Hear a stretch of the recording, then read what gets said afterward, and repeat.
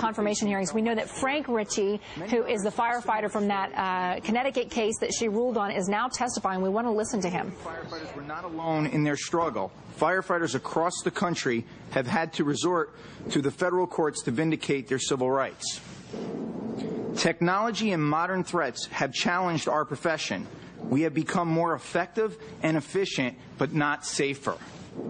The structures we respond to today are more dangerous, constructed with lightweight components that are prone to early collapse, and we face fires that can double in size every 30 to 60 seconds.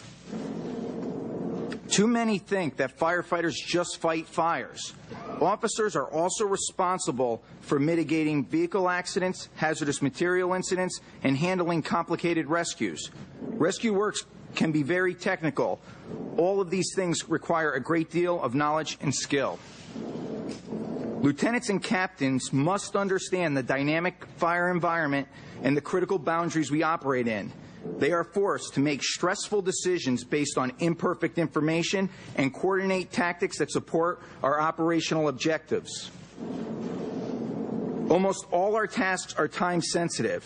When your house is on fire or your life is in jeopardy, there are no time for do-overs. The lieutenant's test that I took was without a doubt job-related exam that was based on skills, knowledge, and abilities needed to ensure public and the firefighter safety. We all had an equal opportunity to succeed as individuals, and we were all provided a roadmap to prepare for the exam. Achievement is neither limited nor determined by one's race, but by one's skills, dedication, commitment, and character. Ours is not a job that can be handed out without regard to merit and qualifications. For this reason, I and many others prepared for these positions throughout our careers. I studied harder than I ever had before, reading, making flashcards, highlighting, reading again, all while listening to prepared tapes. I went before numerous panels to prepare for the oral assessment. I was a virtual absentee father and husband for months because of it. In 2004, the city of New Haven felt not enough minorities would be promoted and that the political price for complying with Title VII, the city civil service rules, and the charter would be too high. Therefore, they chose not to fill the vacancies. Such action deprived all of us the process set forth by the rule of law. Firefighters who earned promotions were denied them. Despite the important civil rights and constitutional claims we raised, the Court of Appeals panel disposed of our case in an unsigned, unpublished summary order that consisted of a single paragraph that made mention of my dyslexia and thus led many to think that this was a case about me and a disability. This case had nothing to do with that. It had everything to do with ensuring our command officers were competent to answer the call and our right to advance in our profession based on merit regardless of race. Americans have the right to go into our federal courts and have their cases judged based on the Constitution and our laws, not on politics or personal feelings. The lower court's belief that citizens should be reduced to racial statistics is flawed.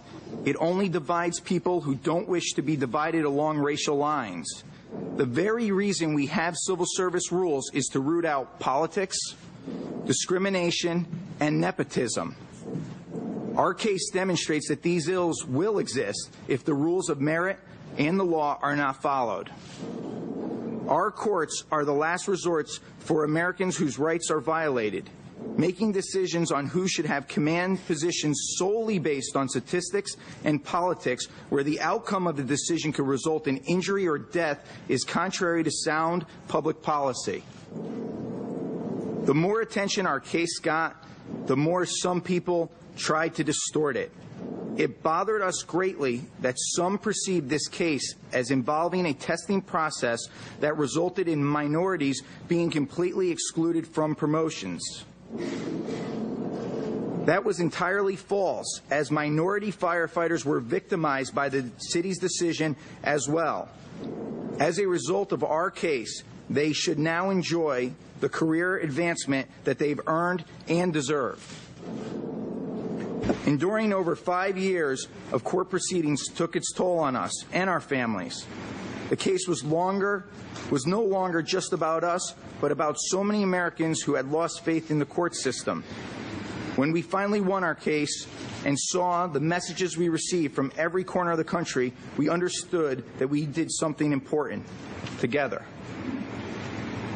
We sought basic fairness and even-handed enforcement of the laws, something all Americans believe in. Again, thank you for the honor and privilege of speaking to you today. Mr. Ricci, thank you very much for your testimony.